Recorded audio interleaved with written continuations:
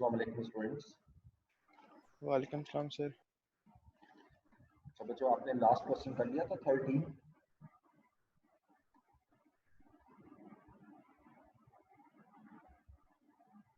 आखिरी क्वेश्चन रह गया था उसका इनकम एक्सपेंडिचर का।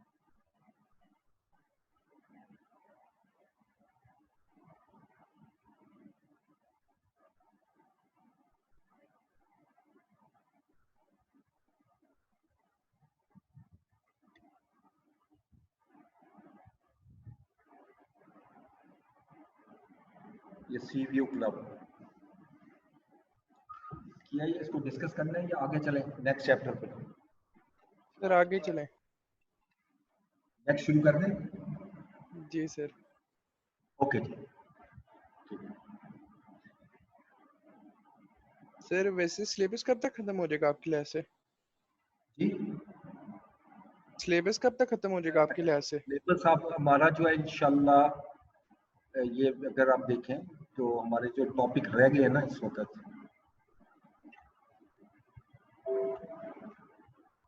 एक IFRS 15 रह गया आपका, एक ये statement of changes in equity, और एक अभी जो हम करने लगे हैं इंटरप्रिटेशन। बस 3 टॉपिक रह गए और इंशाल्लाह 10 से 12 दिन के अंदर अंदर ये खत्म हो जाएगा। फिर मैंने पास पेपर रिवीजन करवा दिया और पास पेपर करवा दिया। सही सर। तो ये इंशाल्लाह हो जाएगा जल्दी, इसमें मसला। ओके, आज हम शुरू करते हैं जी। चैप्टर नंबर 11 है जो आपकी बुक का, that is interpretation of financial statements.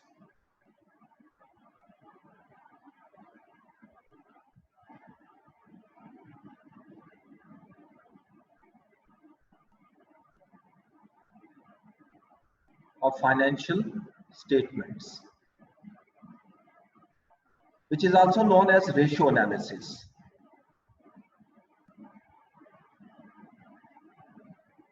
Ratio analysis.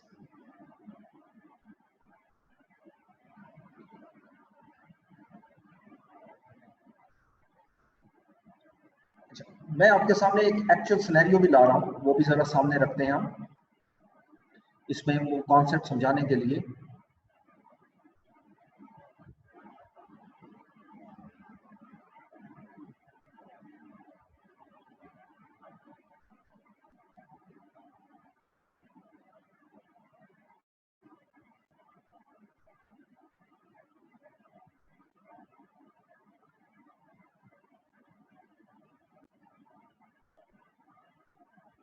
ये फाइल आपके सामने मैं ओपन कर रहा हूं।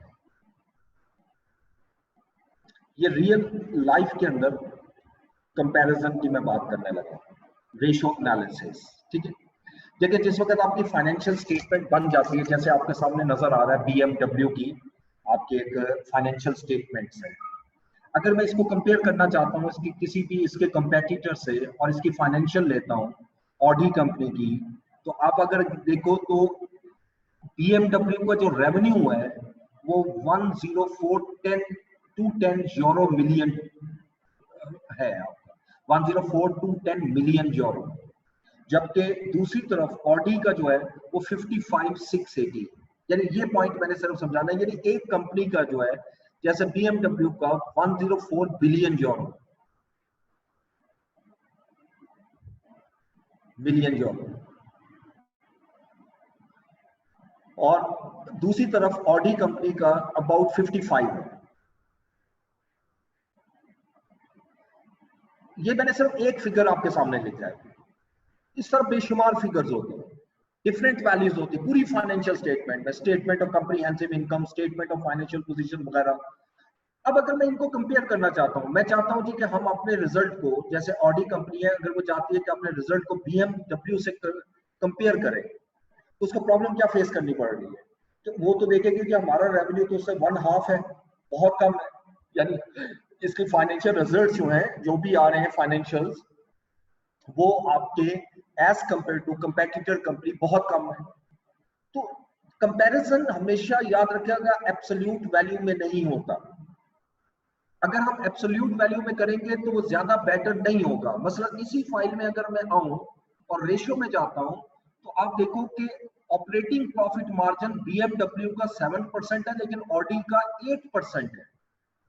ठीक है, यानी अब इससे अंदाजा लगा लो कि फाइनेंशियल रिजल्ट जो है, वैल्यू जो है वो BMW की बहुत हाई है, ऑलमोस्ट डबल है, लेकिन परफॉर्मेंस के पॉइंट से अगर मैं मेजर करना चाहता हूं तो वैल्यूज मिसलीड करती हैं। तो लिहाजा वहां पर हमें ओरिजिनल रेशियोज कैलकुलेट करनी होती हैं। यानी जब मैं किसी चीज को कंपैरिजन करना चाहता हूं तो कंपैरिजन के लिए जरूरी है कि the values must be in this form that can be measurable, and it can only be measured when it can be denoted in percentage or times or days। जब तक मैं इसमें कन्वर्ट नहीं करूंगा मेजरेबल क्राइटेरिया में तो वो obviously हम मेजर नहीं कर सकते। So ratio analysis is basically a method जिसमें हम अपनी फाइनेंशियल रिजल्ट्स को मेजर करने के लिए एक स्पेसिफिक अमाउंट में, परसेंटेजेस में, मेजरेबल यूनिट में कन्वर्ट करते हैं and then we can make an analysis. अब मैं एक और एग्जांपल आपके सामने लाता हूं। सपोज कंपनी ए है, इसके 2018 के जो रिजल्ट है 19 के, इसका जो प्रॉफिट आफ्टर टैक्स है वो 70 मिलियन है। 2018 का इसका जो प्रॉफिट है था वो 60 मिलियन है, विच लुक्स वेरी अट्रैक्टिव।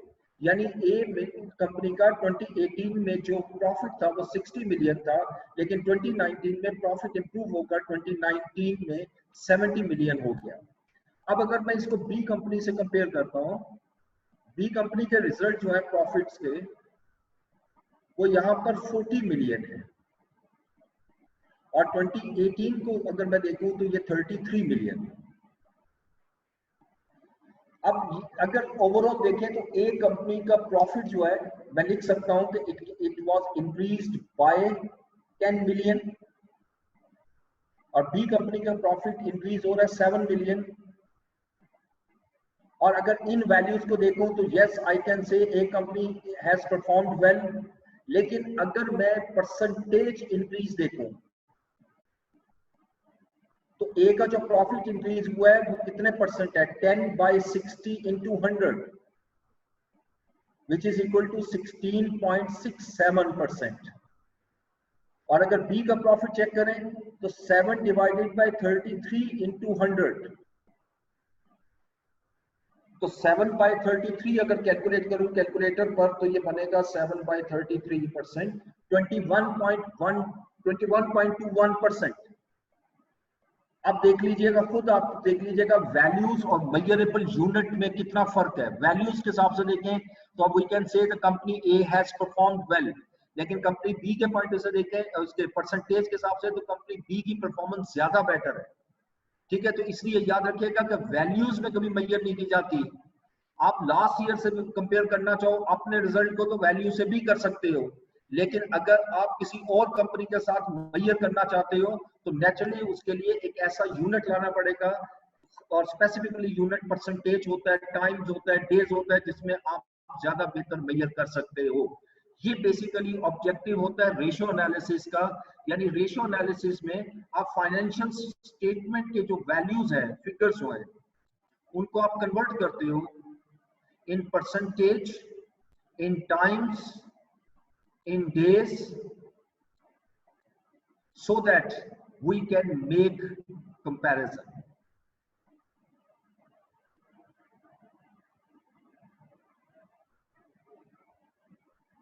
ठीक है, अच्छा एक अब जैसे इसको आगे जाने से पहले एक वर्ड मैं यूज करता हूं, प्रॉफिट और प्रॉफिटेबिलिटी। अगर मैं प्रॉफिट की बात कर रहा हूं तो ए का प्रॉफिट ज्यादा बढ़ रहा है बाय 10 मिलियन, लेकिन प्रॉफिटेबिलिटी बी की ज्यादा बेटर है। तो प्रॉफिटेबिलिटी का मकसद क्या है, क्या मीनिंग है कि चेंज इन द वैल्यूज, कि पिछले साल की निस्बत इस साल वैल्यू कितनी इंक्रीज हुई या कितनी डिक्रीज हुई, उसको आप नाम देते हो परसेंटेज, उसको आप नाम देते हैं प्रॉफिटेबिलिटी, अगर मैं प्रॉफिट से लिंक करता हूं। ठीक है, तो रेशियो एनालिसिस जो है वो फाइनेंशियल स्टेटमेंट के फिगर्स को आप कन्वर्ट करते हो परसेंटेज में, टाइम्स में, डेज में, और उसके बाद फिर आप इसको कंपैरिजन करते हैं कि कौन सी जो यानी कौन सी कंपनी के जो रिजल्ट है वो ज्यादा इंप्रूव हो रहे हैं। एनालिसिस के अंदर सिर्फ यही नहीं होता हमें ये देखना है कि कौन सी बेहतर है यानी पोजीशन बेटर हो रही है या नहीं, बल्कि फर्दर इसकी रीजंस भी आइडेंटिफाई करनी होती हैं। वो कौन सी ऐसी रीजंस हो सकती हैं जिससे हम ये कह सकते हैं कि हमारे ये रेशियो बढ़ रही है या रेशियो कम हो रही है। ठीक है, तो हम इसमें दो चीजें डिस्कस करेंगे रेशियो एनालिसिस में। एक तो कैलकुलेशन ऑफ रेशियोस, रेशियो को कैलकुलेट कैसे किया जाता है, और सेकंड इसको मेजर कैसे किया जाएगा, रीजन कैसे ली जाएंगे, अगर ये इंक्रीज हो रही है या डिक्रीज हो रही है तो वो कैसे होगा। ठीक है, फर्दर आगे जाने से पहले दो वर्ड को आपने माइंड में रखना है। एक वर्ड होता है इंटरप्रिटेशन और एक होता है एनालिसिस, जिसको हम डिस्कस कर रहे हैं। अब इसमें फर्क क्या है? एक रेशियो आपने बड़ी फेमिलियर पड़ी हुई जगह जगह पे, ग्रॉस प्रॉफिट रेशियो। ठीक है, अब अगर आप 2019 की ग्रॉस प्रॉफिट निकालते हो और वो 24% आता है और 2018 की ग्रॉस प्रॉफिट 23% आई, पिछले साल की 23% थी और अब बढ़कर ये 24% हो गई। इंटरप्रिटेशन क्या चीज है? इंटरप्रिटेशन में आपने ये देखना है कि ग्रॉस प्रॉफिट इंक्रीज हो रहा है तो क्यों इंक्रीज हो रहा है। अब मैं कहता हूँ कि ग्रॉस प्रॉफिट इंक्रीज होने की दो मेन रीजन हो सकती है। नंबर वन, रेवेन्यू है वो मेरा बढ़ रहा है, या मेरी कॉस्ट ऑफ गुड्स सोल्ड जो है वो डिक्रीज हो रही है, क्योंकि GP is the difference between sales and CGS. अगर किसी बिजनेस के अंदर सेल बढ़ेगी और उसकी सीजीएस कम होगी तो नेचुरल सी बात है उसका जीपी इंप्रूव होगा। This is just an interpretation, but what is an analysis? Analysis हमें ये बताता है कि ये जो वैल्यू चेंज हो रही है इसके पीछे रीजन क्या है, why these have been changed. हम ये नहीं कहेंगे अब रेवेन्यू क्यों बढ़ रहा है, मैं ये बल्कि यहां तक जाऊंगा कि रेवेन्यू क्यों बढ़ रहा है, व्हाई, और कॉस्ट क्यों बढ़ रही है। कॉस्ट डिक्रीज हो रही है तो क्यों डिक्रीज हो रही है। ठीक है, अब इसकी प्रैक्टिकल में आपको एक एग्जांपल देता हूं। सपोज हम एनालिसिस कर रहे थे, क्योंकि मैं ऑक्सफोर्ड ब्रुक्स यूनिवर्सिटी का रजिस्टर्ड मेंटर हूं, तो हर साल मेंटोरिंग करता हूं इसी पर। तो बहुत से स्टूडेंट्स जो प्रोजेक्ट्स बनाते हैं, जिसमें एक मैं आपको दिखा भी रहा हूं। इसमें आपकी पाकिस्तान की एक सीमेंट इंडस्ट्री है कराची में, बड़ी फेमस सीमेंट कंपनी, इसका नाम मेरे ज़हन में नहीं आ रहा, बड़ी फेमस है, बड़ी पाकिस्तान की लार्जेस्ट है। एनीवे, अच्छा, उसका जीपी ना गिरा था, ग्रॉस प्रॉफिट डिक्रीज हुआ, डिक्लाइन हुआ। अब इसकी रीजंस आइडेंटिफाई करना। अब ये हमें पता लगा कि इन्होंने एक टेक्नोलॉजी इंट्रोड्यूस कराई है, टीडीएफ, रिसेंट पीरियड में, टायर ड्राई फ्यूल टेक्नोलॉजी। अब इस टेक्नोलॉजी से क्या किया कि इन्होंने ये जो वेस्ट टायर्स होते हैं जो हम सड़कों पे भी एहतजाज में भी चलाते हैं, इन टायर्स को गैदर करके एक पूरा यूनिट बनाया और उस यूनिट से इलेक्ट्रिसिटी उन्होंने जनरेट की, पावर जनरेट की।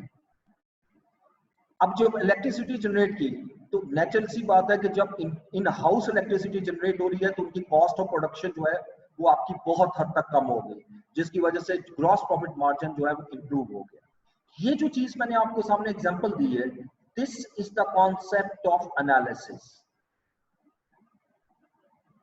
ठीक है, तो एग्जामिनेशन में इसमें जो क्वेश्चन आता है वो कैलकुलेशन ज्यादा होती है, लेकिन एनालिसिस भी थोड़े से मार्क्स का होता है। तो आपने एनालिसिस कैसे करना है उसको भी जरा हम सीखेंगे। इंटरनेट कनेक्शन की वजह से थोड़ा डिफरेंस लेट हो गया था, तो आप ये दोबारा एक्सप्लेन कर देंगे? अच्छा, कहाँ से एक्सप्लेन कर दूं दोबारा? सर ये जीपी रेशियो वाली और ये सीमेंट इंडस्ट्री वाली एग्जांपल। चलिए मैं दोबारा से कर देता हूँ। देखिए, बेसिकली रेशियो एनालिसिस में अभी बता रहा था कि रेशियो एनालिसिस एक ऐसा मेथड होता है जिसमें आप फाइनेंशियल स्टेटमेंट के फिगर्स को एक ऐसे यूनिट में कन्वर्ट करते हैं जिसमें हम प्रॉपर्ली कंपैरिजन कर सकते हैं। जैसे अभी मैं आपको एक फाइनेंशियल स्टेटमेंट दिखा रहा था जिसके अंदर BMW, ये ओरिजिनल स्टेटमेंट में बता रहा था, BMW की 2019 में जो सेल्स थी वो अप्रॉक्सीमेटली 104 बिलियन थी, मिलियन नहीं बिलियन थी यूरो। और इसके जो कंपेटिटर है ऑडी कंपनी, इसकी 2019 की जो सेल थी वो 55 बिलियन यूरो थी। नाउ अगर मैं इन दो कंपनीज को कंपेयर करना चाहता हूं, ये तो मैंने अभी एक वैल्यू लिखी है, अब फाइनेंशियल स्टेटमेंट में देखें तो सारी वैल्यूज आ रही होती हैं just like this, sales, cost of sales, GP, selling, operating वगैरह, एक एक चीज। और तमाम वैल्यूज अगर आप देखें एज कंपेयर टू ऑडी जो है बीएमडब्ल्यू की हाई होगी। लेकिन अगर मैं परसेंटेज में निकालता हूं तो इसका अभी हमने ऑपरेटिंग प्रॉफिट मार्जिन देखा था कि ऑपरेटिंग प्रॉफिट जो है मार्जिन जो है वो बीएमडब्ल्यू का 7% था, लेकिन ऑडी का 8% था। ठीक है, तो मैं यहां पर इस एग्जांपल से सिर्फ आपको ये समझाना चाह रहा हूं कि जो ओरिजिनल वैल्यूज हैं इससे कंपैरिजन के लिए हम यूज नहीं करते, बल्कि रेशियो एनालिसिस ये कहता है जी कि अगर आप अपनी कंपनी की परफॉर्मेंस को मेजर करना चाहते हो किसी और कंपनी की परफॉर्मेंस से, तो आपको एक ऐसे यूनिट में कन्वर्ट करना है जहां पर आप उनको प्रॉपर्ली कंपेयर कर सको। फॉर एग्जांपल, आप उनकी वैल्यूज को परसेंटेज में कन्वर्ट करें, टाइम्स में कन्वर्ट करें, डेज में कन्वर्ट करें, एक्सेट्रा। ठीक है, और फिर आप कंपैरिजन करें, then it will give the proper results. ये जो कॉन्सेप्ट मैंने आपके सामने भी दिया, अभी एक्सप्लेन किया, इसी को हम नाम देते हैं रेशियो एनालिसिस। ठीक है, अब यहाँ पर इसको मैंने ये कहा था कि हम इसको स्टार्ट करने से पहले ये दो वर्ड जरा डिस्कस कर लेते हैं, इंटरप्रिटेशन और एनालिसिस में फर्क क्या होता है। जब किसी भी एक रेशियो के अंदर चेंज आती है, वैल्यू में चेंज आती है as compare to previous year, वो चेंज किन फैक्टर्स की वजह से आ रही है, मेन फैक्टर्स की वजह से, वो इंटरप्रिटेशन है। और फिर उन फैक्टर्स में चेंज क्यों आ रही है, वो एनालिसिस है। यानी डीपली जब आप उसको देखते हो तो वो एनालाइज कर रहे होते हो। यानी अभी मैंने आपको सामने एग्जांपल भी दी कि अगर 2019 में ग्रॉस प्रॉफिट रेशियो 24% थी और 2018 में ग्रॉस प्रॉफिट 23% था, सो वेरी क्लियर कि आपका ग्रॉस प्रॉफिट इंक्रीज हुआ है। अब इंक्रीज दो चीजों की वजह से हो सकता है, क्योंकि gross profit is the difference between sales and CGS. अगर मेरी सेल इंक्रीज हो और cost of goods sold decrease हो तो नेचुरल इफेक्ट क्या आएगा इसका, आप खुद देख लो, ग्रॉस प्रॉफिट विल इंक्रीज। ठीक है, ऑटोमेटिकली ग्रॉस प्रॉफिट मेरा इंक्रीज होगा। लेकिन ये इतनी अगर मैं बात करता हूं तो ये एनालिसिस नहीं है, ये इंटरप्रिटेशन है। So what the analysis says, analysis ये कहता है कि रेवेन्यू अगर इंक्रीज हो रहा है तो क्या रीजन है, और अगर कॉस्ट डिक्रीज हो रही है या इंक्रीज हो रही है तो इसकी क्या रीजन हो सकती है। इस चीज को हम नाम देते हैं एनालिसिस। तो रेशियो एनालिसिस के अंदर आपने ना सिर्फ रेशियो एनालिसिस करनी है, कैलकुलेशन करने हैं, बल्कि उसको एनालाइज भी करना है, थ्योरेटिकली भी आपने डिस्कशन करना है। इसलिए इस पोर्शन में थ्योरी भी होती है, तो इसलिए उसको खास तौर पर अंडरस्टैंड करना है। लेकिन ये थ्योरी बुकिश नहीं है, ये कॉन्सेप्चुअल थ्योरी है कि अगर ये रेशियो बढ़ रही है तो उसके पीछे क्या क्या रीजन हो सकते हैं। ठीक है, तो इसलिए रेशियो एनालिसिस को हम 5 बेसिकली सेगमेंट से मेजर करते हैं, यानी 5 डिफरेंट सेगमेंट्स कह लें, 5 डिफरेंट पार्ट्स में आप इसको मेजर करते हो, जिसमें सबसे पहला होता है प्रॉफिटेबिलिटी।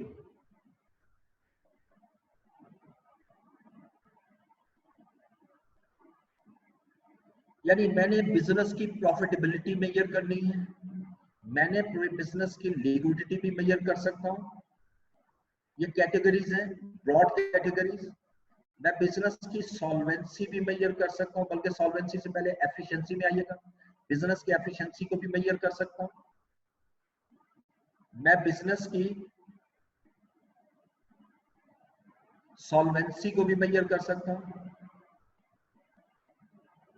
और मैं बिजनेस की मार्केट पोजीशन, जिसको इन्वेस्टर के पॉइंट ऑफ से देखते हैं कि इन्वेस्टर की पोजीशन क्या है, वो भी मेजर कर सकते हैं।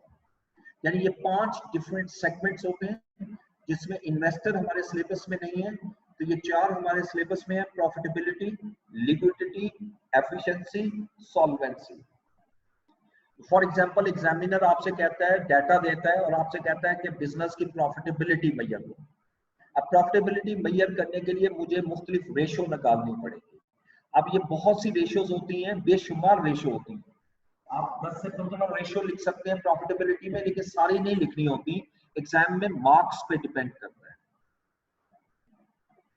जितने मार्क्स होंगे उसके मुताबिक मैं इसको प्रॉफिटेबिलिटी की रेशियोज भी निकालूंगा और निकालने के बाद फिर इसको इंटरप्रेट एनालिसिस भी करूंगा, ठीक है। और इसका नॉर्मल तरीका ये होता है कि 0.5 मार्क्स होते हैं एक रेशियो के। अब अगर एक क्वेश्चन आता है 5 मार्क्स का, ये शॉर्ट क्वेश्चन में ज्यादा देगा, और वो कहता है जी प्रॉफिटेबिलिटी मेजर करो, ठीक है, और उस पर एनालिसिस करो, तो फिर मुझे कम से कम जो है वो 3 रेशियोज निकालनी है, क्योंकि एक साल की रेशियो जो है वो 0.5 मार्क्स की होगी, 2 साल की 1 मार्क की होगी। मुझे कम से कम 3 रेशियोज निकालनी है, बल्कि 3 to 4 कह लें, 3 to 4 रेशियोज निकालनी है। और फिर उसके ऊपर आपने ओवरऑल एनालिसिस देना है कि बिजनेस की प्रॉफिटेबिलिटी बढ़ रही है या कम हो रही है, ठीक है। तो एनालिसिस भी साथ में ऐड करेंगे। थोड़ा सा इसमें टेक्निकल पॉइंट ये होता है कि एग्जाम में कई दफा वो रेशियोज लिख के नहीं देता कि ये रेशियो निकालो, बल्कि आपको खुद डिसाइड करना होता है कि मैं कौन सी रेशियो यहाँ पर कैलकुलेट करूँ। सेकेंडली ये याद रखिएगा कि बहुत से क्वेश्चन में ऐसा भी है कि आपको रेशियोज गिवन है, ये वाली रेशियो कैलकुलेट कर दो, फिर तो ये एक यहाँ से आसान हो गया, मैं उसी रेशियो को लेकर सॉल्व करूंगा, ठीक है। ये 5 एलिमेंट है। अब जरा इसको ब्रीफली थोड़ा सा डिस्कस कर लेते हैं। What is profitability? एनीवन, किसी के माइंड में अगर कुछ आता है जी प्रॉफिटेबिलिटी क्या है, जरा एक्सप्लेन करेंगे मुझे आप, होती क्या है profitability?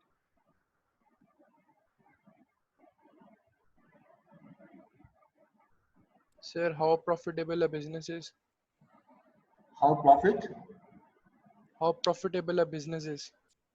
how profitable the business is? Right. Well, suppose मैं आपको एक डेटा देता हूँ, आपके ही क्वेश्चन से मैं आंसर निकाल रहा हूँ। इस साल की फाइनेंशियल स्टेटमेंट बनाते हैं, मैं कहता हूँ जी बिजनेस 3 मिलियन का प्रॉफिट अर्न किया, and you will be happy to see 3 million, ठीक है। अभी इनिशियल ज्यादा अर्सा नहीं हुआ बिजनेस स्टार्ट कर किए हुए, और एक साल में, इस साल में आपका 2019 में आपका 3 मिलियन का प्रॉफिट हो जाता है, विच लुक्स वेरी अट्रैक्टिव, ठीक है। लेकिन जब मैं इसको कंपेयर करता हूं पिछले साल से, तो पिछले साल हमें पता लगता है जी कि प्रॉफिट 3.5 मिलियन था।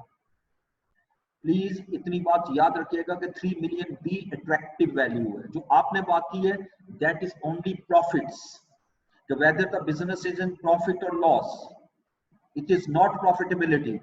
Profitability leads to increase or decrease in profit over a period of time. In the profitability, we will measure the financial performance of the business, how well the business is performed during this year.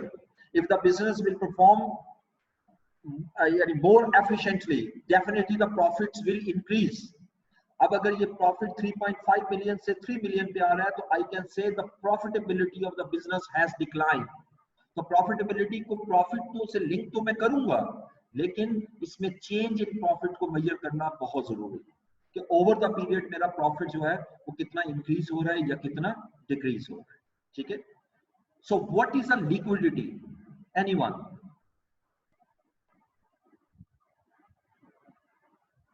Sir, how quick a business can convert into cash or liquid assets? Cash, exactly. अगर मैं इसको एक छोटा सा word मुझे कोई कहे कि आप लिख के दिखाएं, जैसे इसके लिए मैंने एक वर्ड यूज किया, दैट इज सिंपल। प्रॉफिटेबिलिटी के लिए फाइनेंशियल परफॉर्मेंस।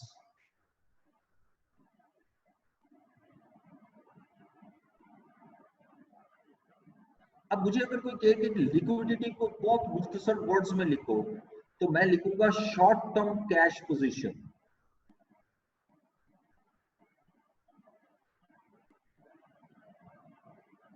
कैश पोजीशन यानी बिजनेस के पास इतना कैश जनरेट हो रहा है कि वो अपनी लाइबिलिटीज को पे कर सकती है या नहीं।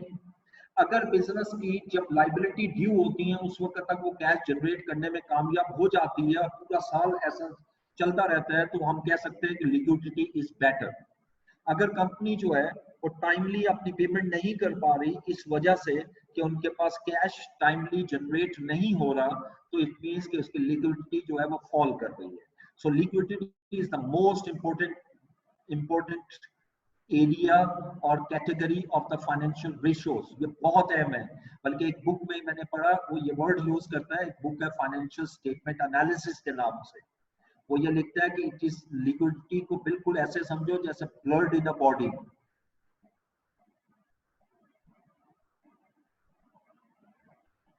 अगर जिस्म से खून निकाल लिया जाए तो बॉडी डेड बॉडी में कन्वर्ट हो जाती है। इसी तरह बिजनेस में अगर कैश आप निकाल लोगे या कैश प्रॉब्लम जनरेट होना शुरू हो जाएगी तो बिजनेस की सर्वाइवल मुश्किल हो जाएगी।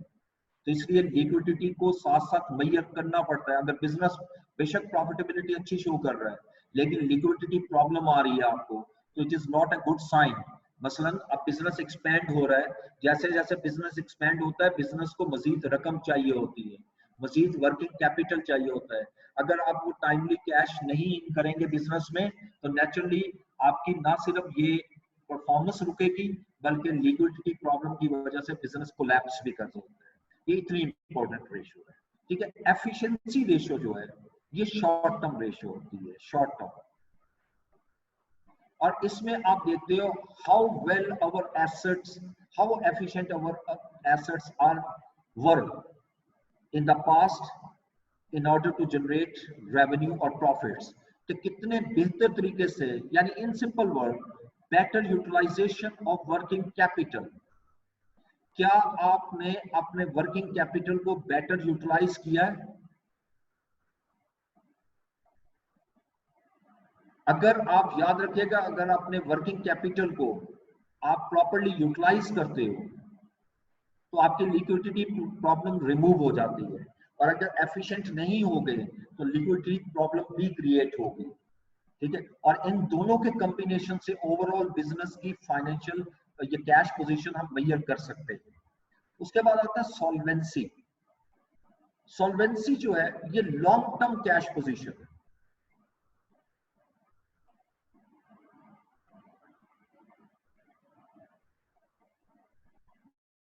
और इसको हम बिजनेस का रिस्क भी कह सकते हैं। रुको अभी मुझे देखने दो कौन पहले मस्ती कर रहा है। जी आवाज नहीं आई आपकी, कोई बोल रहा था?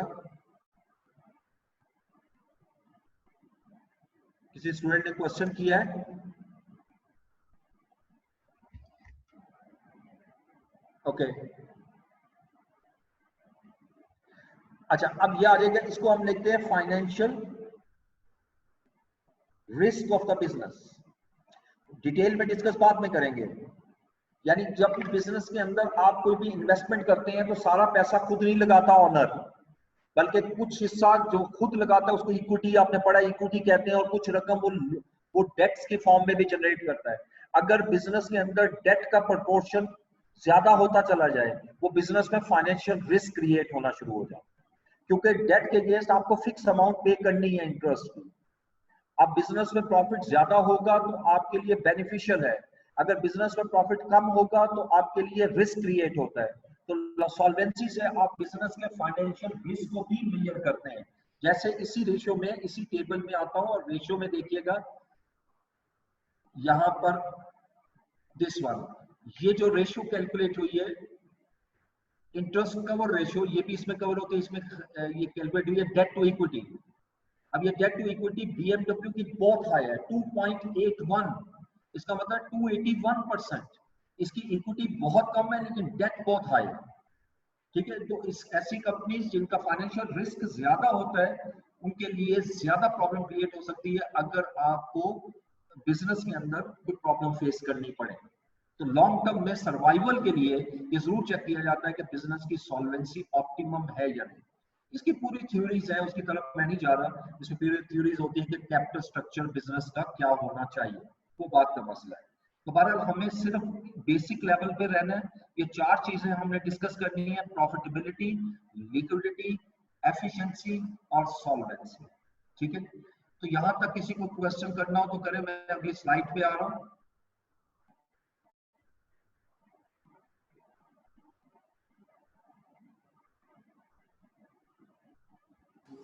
सर इन्वेस्टर का आपने क्या कंसेप्ट बताया? इन्वेस्टर का मैं अभी आपको बता देता हूं। मैंने ये कहा कि ये सिलेबस में नहीं है हमारे, वैसे थोड़ा सा आइडिया दे देता हूं आपको।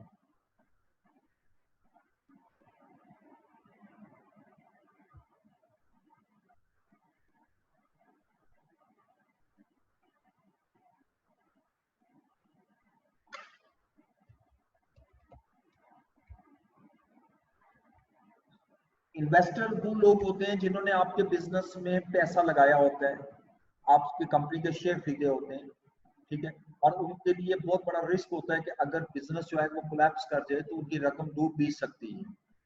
तो उससे पहले इन्वेस्टर जो है वो रेगुलरली मॉनिटर करते रहते हैं बिजनेस की परफॉर्मेंस को, और जब वो फील करते हैं कि ये बिजनेस की परफॉर्मेंस जो है वो अब सूटेबल नहीं है तो वो उसको सेल करके किसी और कंपनी के शेयर भी खरीद सकते हैं। तो लिहाजा इन्वेस्टर रेशियो इसलिए कैलकुलेट की जाती है, कैलकुलेट कंपनी करती है इस पॉइंट ऑफ व्यू से कि इन्वेस्टर जो है उसका क्या रिएक्शन होगा हमारे रिजल्ट्स पे, और हमें उसको कैटर करने के लिए क्या कौन से डिसीजंस लेने चाहिए। ये सारी चीजें इन्वेस्टर से रिलेट करती है, लेकिन वो हमारे सिलेबस का हिस्सा नहीं है, इसलिए मैं उसको डिटेल में नहीं जा रहा, ठीक है। अब आइएगा सबसे पहले प्रॉफिटेबिलिटी रेशियोज। अच्छा, अब मैं जो रेशियोज लिख रहा हूँ आपकी बुक में सिर्फ 5-6 रेशियो है, मैं बहुत ज्यादा रेशियो लिखा करता हूँ, सारी करके जाइएगा, कोई मुश्किल नहीं है, ठीक है। इससे आपको जितनी ज्यादा बुकें, कुछ पेपर में ऐसी भी हैं जो बुक में नहीं है। Profitability ratios,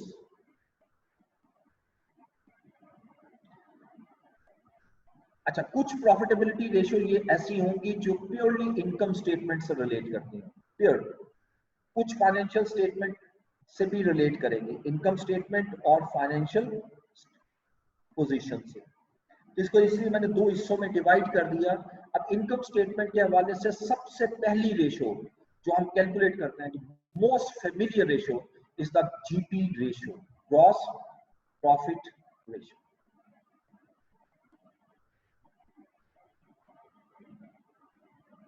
gross profit ratio, GP ratio,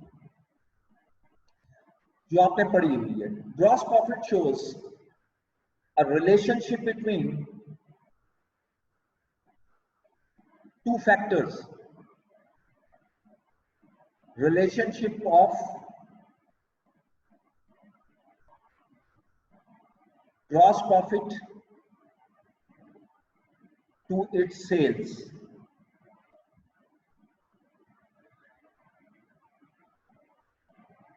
and it is mostly represented in percentage,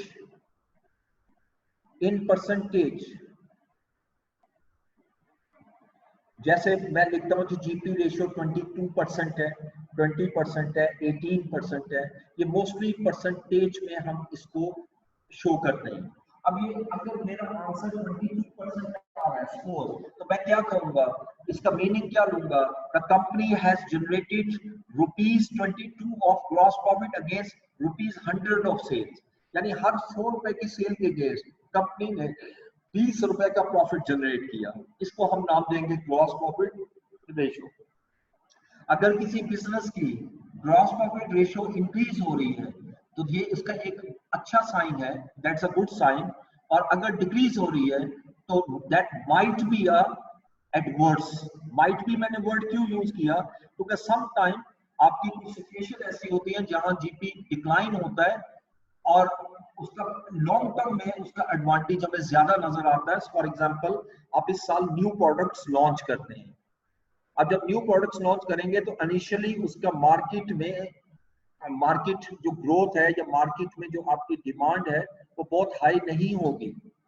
जब डिमांड हाई नहीं होगी तो नेचुरल सी बात है उस वक्त आपका जो कॉस्ट ऑफ प्रोडक्शन है उसकी वो बहुत हाई होगी, क्योंकि कम यूनिट आप बना रहे हैं, और कॉस्ट ऑफ प्रोडक्शन हाई होने से आपका ग्रॉस प्रॉफिट डिक्लाइन हो जाता है। So that is not a bad sign, because अगले सालों में हम ये एक्सपेक्ट कर सकते हैं कि gross profit will improve.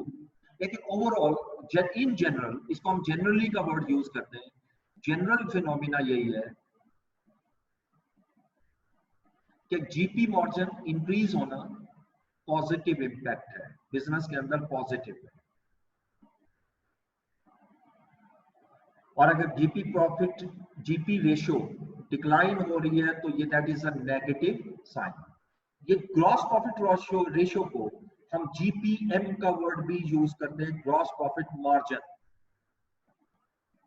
Gross profit margin, M for margin.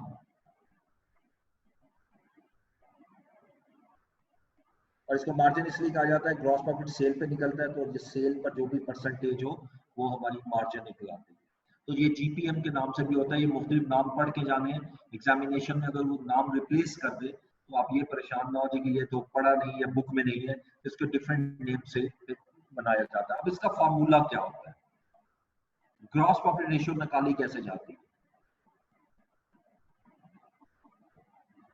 Gross profit divided by sales, और ये सेल्स जो है ना नेट सेल्स होती है after deduction of returns and discounts अगर कोई है, इनटू 100।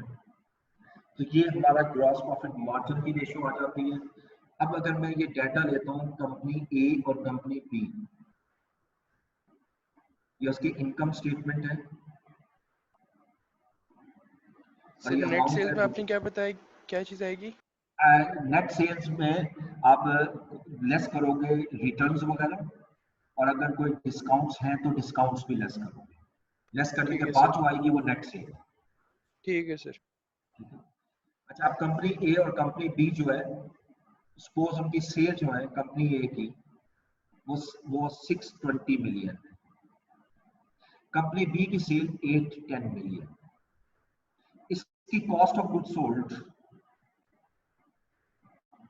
400 मिलियन और इसकी cost of good sold 500 million. तो जीपी कितना आया? ग्रॉस प्रॉफिट, कंपनी ए का जो ग्रॉस प्रॉफिट है वो 220 मिलियन आ रहा है, सॉरी, और बी का 310। बजाय तो बड़ा क्लियर नजर आ रहा है कि बी का ग्रॉस प्रॉफिट ज्यादा है, लेकिन हो सकता है ज्यादा हो, लेकिन इसकी बेस पे मैं मेजर नहीं करूंगा, बल्कि मुझे देखना ये है कि परसेंटेज ग्रॉस प्रॉफिट की किसकी हाई है।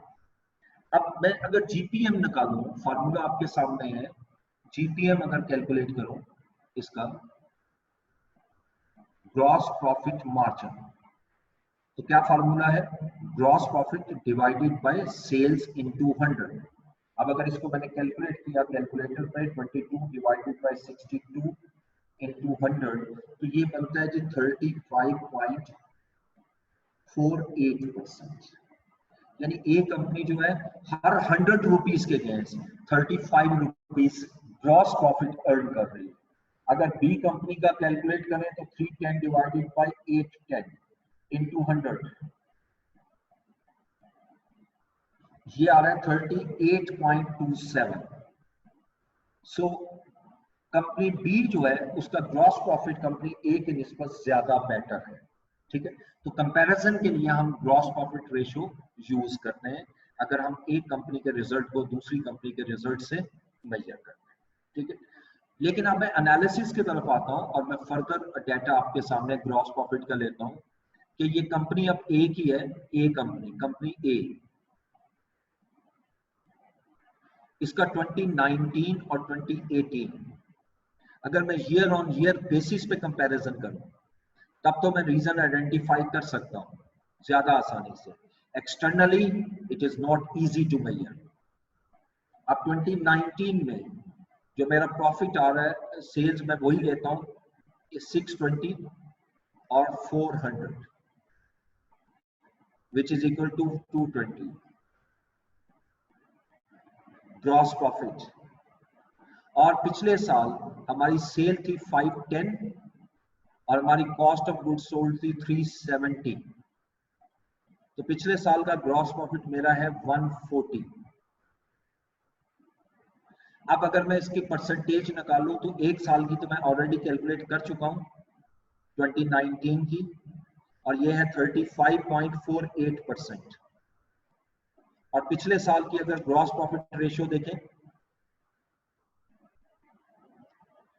तो 370, 140 डिवाइडेड बाय 510 इनटू 100। पिछले साल जो ग्रॉस प्रॉफिट रेशियो थी वो 27.45%। अब इसकी हम रीजंस आइडेंटिफाई करते हैं कि ये ग्रॉस प्रॉफिट जो इतना चेंज हुआ है 27 से 35.48% हुआ है, इसकी क्या पॉसिबल रीजंस हो सकती हैं। एग्जामिनेशन में अगर वो आता है कि एनालिसिस करो तो आपको रीजंस भी बतानी चाहिए। और रीजन एक तो ये होता है कि जो सिनेरियो गिवन होता है वहां से भी शायद हमें कोई हिंट मिल जाए, लेकिन अगर आपको सिनेरियो नहीं दिया हुआ तो आपने कंफर्म कोई बात नहीं लिखनी, मे और माइट का वर्ड यूज करना है। यानी पॉसिबिलिटीज को डिस्कस करना है, मे और माइट। आप ये नहीं लिखोगे कि ऐसा हुआ है, ठीक है, क्योंकि मेरे पास इन क्वेश्चंस पूरा डाटा नहीं होता, तो हम एनालिसिस कर रहे होते हैं कि ऐसी पॉसिबिलिटी हो सकती है। अब देखो, अगर ग्रॉस प्रॉफिट मार्जिन मेरा इंक्रीज हो रहा है, तो पहले तो आप देखो ग्रॉस प्रॉफिट इंक्रीज होने के दो फैक्टर कौन से हैं। एक फैक्टर तो यकीनन सेल्स है, यानी मेरी सेल भी इंक्रीज हो रही है। नंबर 2, कॉस्ट जो है वो मेरी इंक्रीज नहीं हो रही, डिक्रीज हो रही है। अब देखो अमाउंट में तो इंक्रीज नजर आ रही है, ये इंक्रीज नहीं हो रही। अगर मैं परसेंटेज में कन्वर्ट करूं तो बड़ा क्लियर नजर आ रहा है कि ये डिक्रीज हो रही है। तो मुझे इनकी रीजंस बतानी है, तो पहले जरा रीजन डिस्कस करते हैं। और ये रीजन आपको आनी चाहिए, एग्जाम में जाने से पहले 4-4, 5-5 रीजन माइंड में होनी चाहिए। मैं अगर आपसे डिस्कस करूं सेल्स, अगर मैं कहता हूं जी सेल इंक्रीज होती है किसी बिजनेस में, सेल इंक्रीज की क्या क्या रीजन हो सकती हैं, मुख्तसर बात करते चले जाते हैं। जी बताइएगा, सेल इंक्रीज होने की क्या रीजन हो सकती है? Any student? सर एडवर्टाइजमेंट कम हो गए। एडवर्टाइजिंग, इसको हम देखो, एडवर्टाइजिंग तो नॉर्मल भी चलती है ना, हम इसको वर्ड लिख सकते हैं, बिल्कुल आपने ठीक कहा, लेकिन इसको लिख देंगे बेटर मार्केटिंग कैंपेन या मोर इफेक्टिव मार्केटिंग कैंपेन। अब जिस वक्त आप ज्यादा बेहतर मार्केटिंग कैंपेन करोगे तो यकीनन उसके रिजल्ट ज्यादा बेहतर मिलेंगे और आप अपने सेल को इंक्रीज कर सकते हो। यानी इसका मतलब ये भी हो सकता है कि ये जो सेल इंक्रीज हो रही है, in 2019 the management has introduced a new and more effective marketing campaign, ठीक है, which put positive result in increasing the sales of this company A in 2019। और क्या रीजन हो सकती है जी? Price reduction. Sir price reduction, yes, you can say we have offered more discounts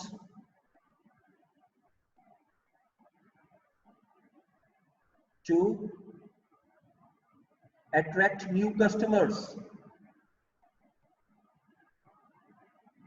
तो थोड़ा सा आपने इसको एलेबोरेट भी करना है, यानी ऐसी भी पॉसिबिलिटी हो सकती है कि आपने कुछ डिस्काउंट्स ऑफर कर दिए हो और डिस्काउंट्स ऑफर करने की वजह से आपके जो न्यू कस्टमर है वो अट्रैक्ट हुए और आपकी सेल्स इंक्रीज हो गई, ठीक है, ये भी पॉसिबिलिटी हो सकती है। और कोई आपके जेब में आ रहा है? एक स्टूडेंट और कुछ कह रहे थे, मुझे पूरा नहीं सुन सका मैं। आई थिंक खुरम आप कुछ कह रहे थे सर। जैसे वो सीजनल डिमांड बढ़ जाती है जिससे सर्दियों में गर्म कपड़ों की।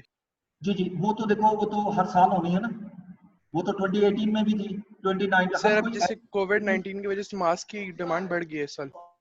जी, वो तो एक है ना स्पेसिफिक इवेंट आया, लेकिन ये याद रखिएगा कि इस किस्म के इवेंट आपको पता है कि ये जो भी सेल इंक्रीज कर रहे हैं ना, ये शॉर्ट टर्म के लिए है, ये लॉन्ग टर्म के नहीं है।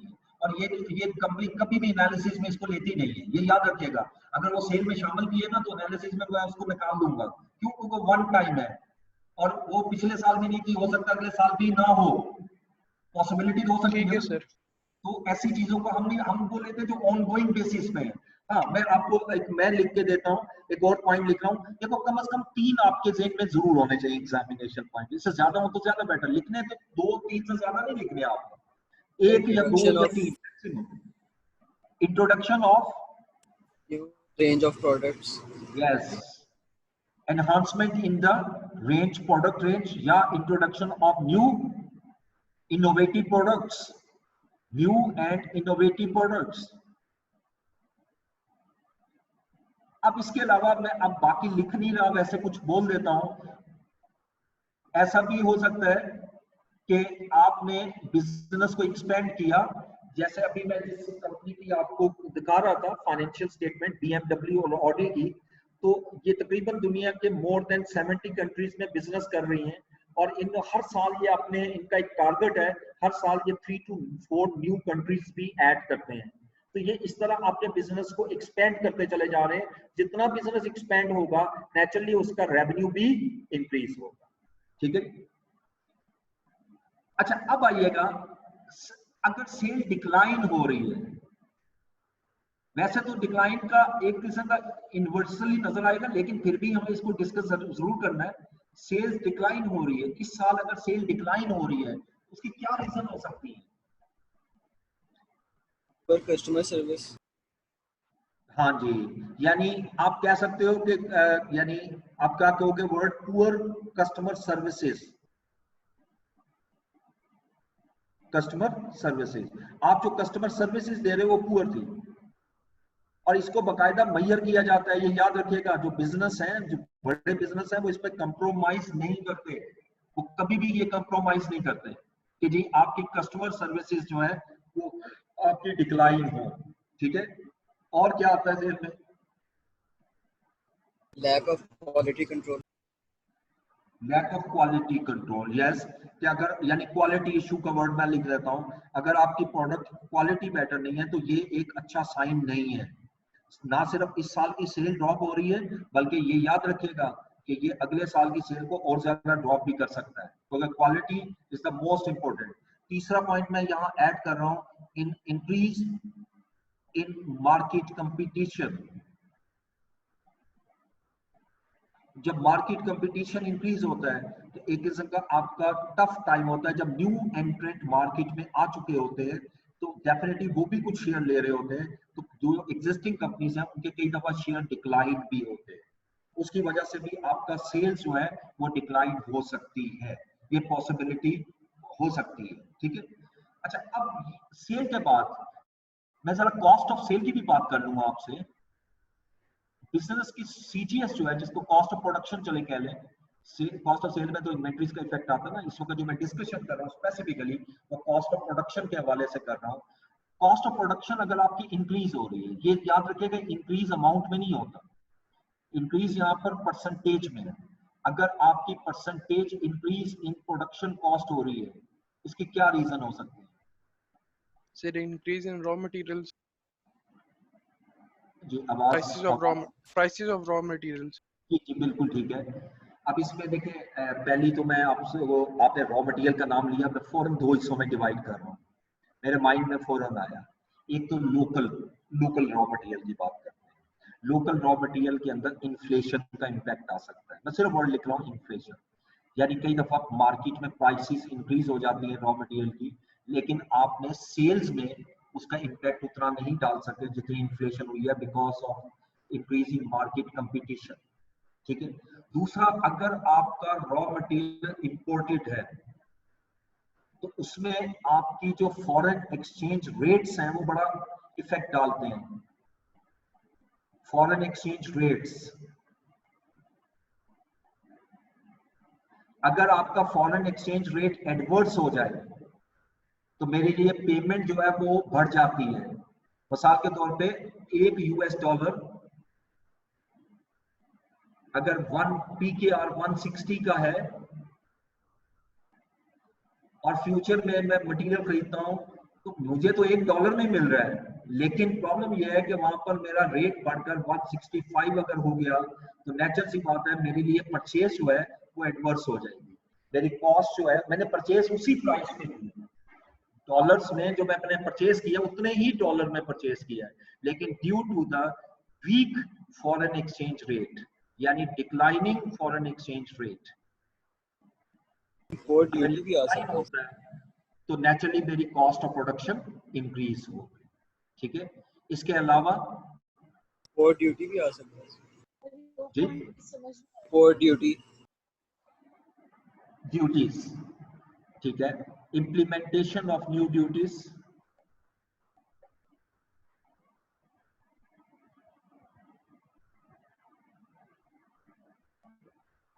ये दरमियान में मुझे किसी स्टूडेंट ने कोई क्वेश्चन किया था, प्लीज, मुझे लगा है किसी ने क्वेश्चन किया है। आज आप लोगों की आवाज मेरे पास कम आ रही, क्या रीजन है? खाना शाना खाया आप लोगों ने? डबल खा लिया करो यार, आवाज तो निकले आप लोगों की।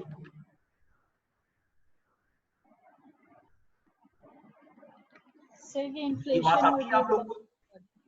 आ रही है सर, आवाज आ रही है। मेरी आवाज सही आती है ना? जी सर। हाँ, तो आपने भी सही करो ना यार, तभी तो बराबरी वाला काम होता है। अच्छा, और क्या चीज हो सकती है? आपके जो प्रोडक्शंस हैं, मशीन्स हैं, उसके अंदर वेस्टेज बढ़ जाती है, मशीन ओल्ड होने की वजह से कई दफा वेस्टेज बढ़ जाती है। वो वेस्ट ज्यादा करेगी, जितनी पुरानी होगी वेस्ट ज्यादा हो जाएगी, और वेस्टेज ज्यादा होगी तो मटेरियल ज्यादा कंज्यूम होगा, मटेरियल ज्यादा कंज्यूम होगा तो प्रोडक्शन कॉस्ट बढ़ेगी।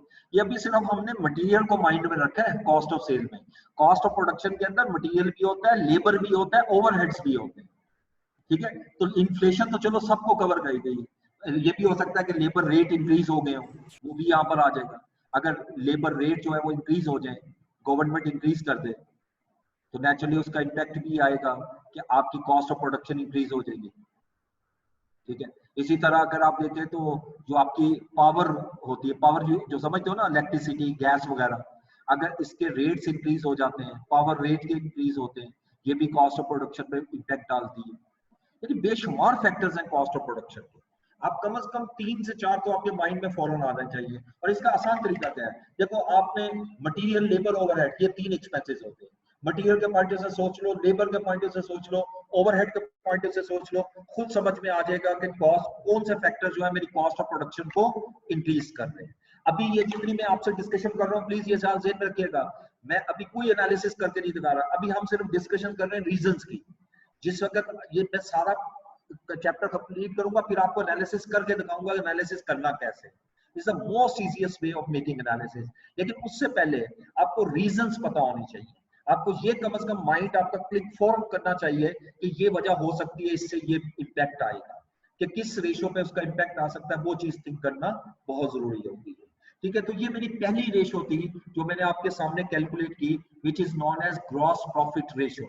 अब इसमें अगर किसी को क्वेश्चन है तो पूछिएगा, क्योंकि मैं अगली रेशो में फिर मूव करूंगा नेक्स्ट स्लाइड पे। अगर कोई क्वेश्चन है तो जरूर पूछिए।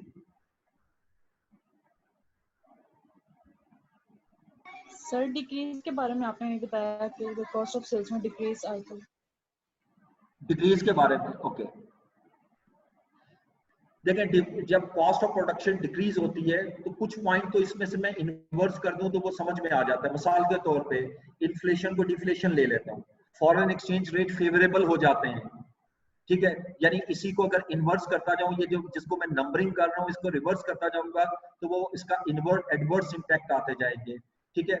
अब तीसरे नंबर पे यानी रिडक्शन इन द ड्यूटीज, जैसे अभी इसी साल का जो बजट आया जो कल से इंप्लीमेंट हो चुका है, अगर आपने बजट पढ़ा हो तो इसमें बिजनेसमैन के लिए बहुत सी ऐसी चीजें हैं जहां पर ड्यूटीज कम की गई है। हाँ, इंपोर्टेड और लग्जरी आइटम्स पर ड्यूटीज ज्यादा भी की गई है, लेकिन मैं जिस चीज का बिजनेस कर रहा हूँ अगर उस चीज पर आपकी ये कम हो जाती है ड्यूटी, तो नेचुरली उसका इम्पैक्ट ये होगा कि प्राइस कम हो जाएगी, कॉस्ट ऑफ प्रोडक्शन कम हो जाएगी, ठीक है।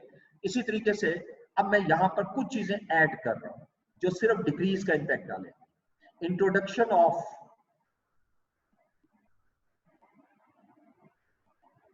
या implementation of new technologies, new manufacturing technologies,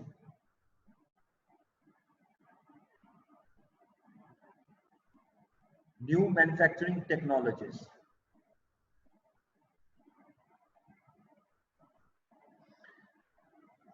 और इसकी मैं प्रैक्टिकल एग्जांपल देता हूं आपको, पाक अमेरिकन फर्टिलाइजर। ये पाकिस्तान में एक बहुत जबरदस्त प्लांट लगा हुआ है, पाक अमेरिकन फर्टिलाइजर के नाम से। गोके ये जंगल में लगा हुआ है, लेकिन अगर आप वहां जाओ तो जंगल में मंगल ही नजर आएगा। बहुत जबरदस्त प्लांट है पाक अमेरिकन फर्टिलाइजर। अब इसका जो प्लांट में अगर आप विजिट करें तो आप हैरान होंगे कि इसमें सारा प्लांट ऑटोमेटिक है, यानी एक सिंगल भी आपको वर्कर नजर नहीं आएगा।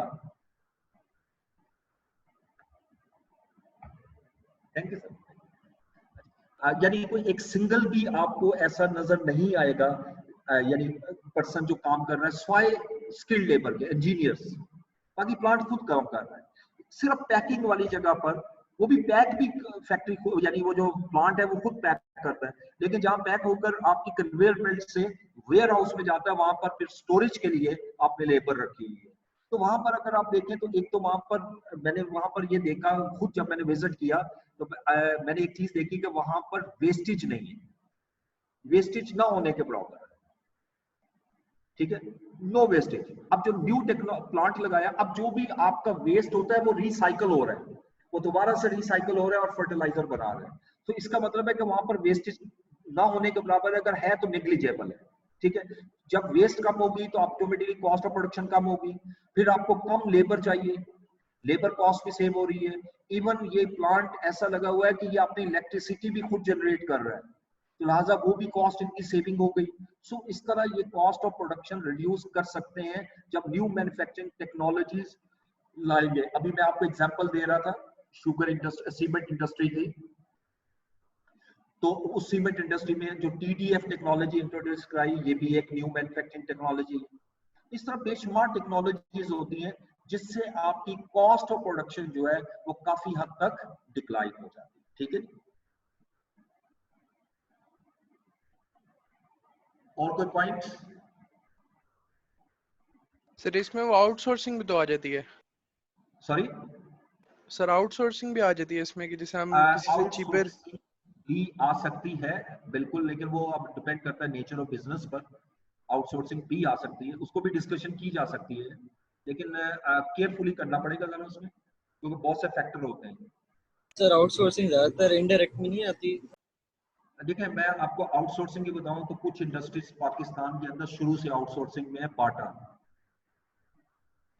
बाटा की अगर आप फैक्ट्री में विजिट करें, लाहौर में है, तो इनकी जो मार्केट में पूरी दुनिया के, पूरे पाकिस्तान में जो इनकी डिमांड है वो उनकी अपनी प्रोडक्शन से कई गुना ज्यादा है।